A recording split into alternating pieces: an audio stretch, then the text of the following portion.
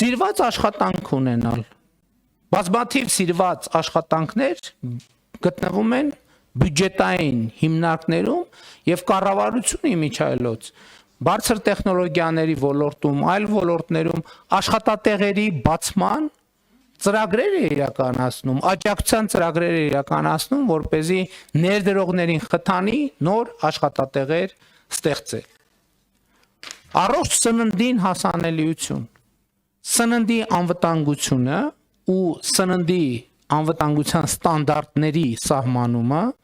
պետական բյուջեի կոնկրետ ծախսային տող է։ Առողջ ապրելակերպը նույնպես պետական բյուջեի կոնկրետ ծախսային տող է, սկսած մեր դպրոցներում եւ մեր համայնքներում մարզական ենթակառուցվածքներից, որը ստեղծվում է պետական բյուջեի, այդ թվում միջոցներով, ներառյալ սուբվենցիոն եւ ոչ սուբվենցիոն ծրագրերով,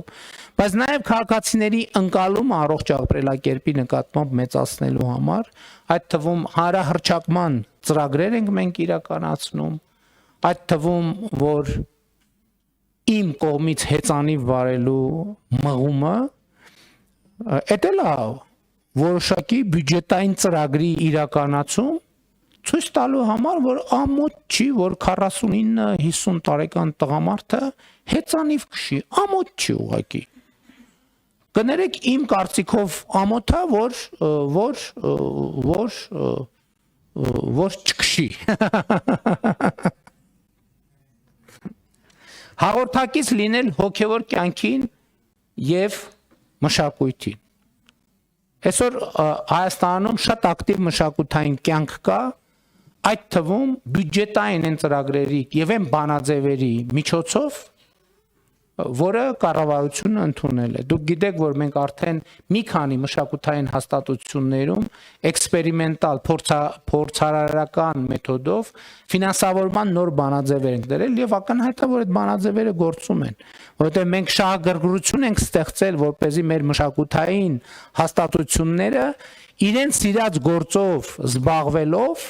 իրենց համար ավելի մեծ եկամուտ գեներացնել եւ ինչքան իրենք եկամուտ գեներացնեն, մենք այդքան կավելացնենք։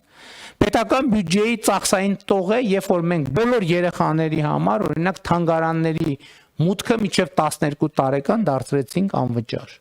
Պետական բյուջեի փողը, երբ որ մենք աբոնենտային ծրագիր ստեղծեցինք,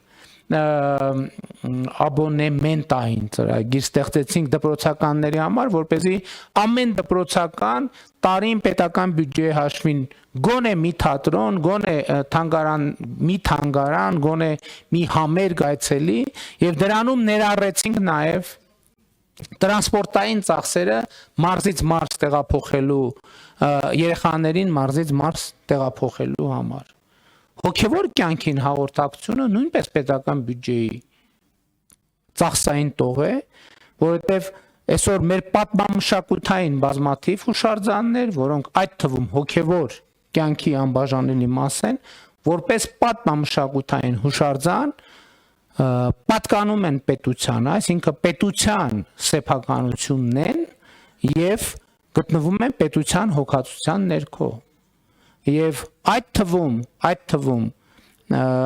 ենթակառուցվածքներ պետք է լինեն, որպեսզի մարդիկ հնարավորություն ունենան հաղորդակցվել այդ հոգևոր արժեքների հետ։ Բայց նաև պետք է կառավարությունը խստիվ վերահսկողություն սահմանի, որպեսզի, ինչպես արդեն առիթ ունեցել եմ ասելու, ոմանք այդ պատմամշակութային հուշարձանները չուլան չդարձնեն, որովհետև ելի եմ ասում, դա վիրավորում է մարդկանց հոգևոր զգացումները։ Կարճ ասած, իհարկե այս ցանկը կարող ենք շարունակել, ես չեմ ուզում շարունակել,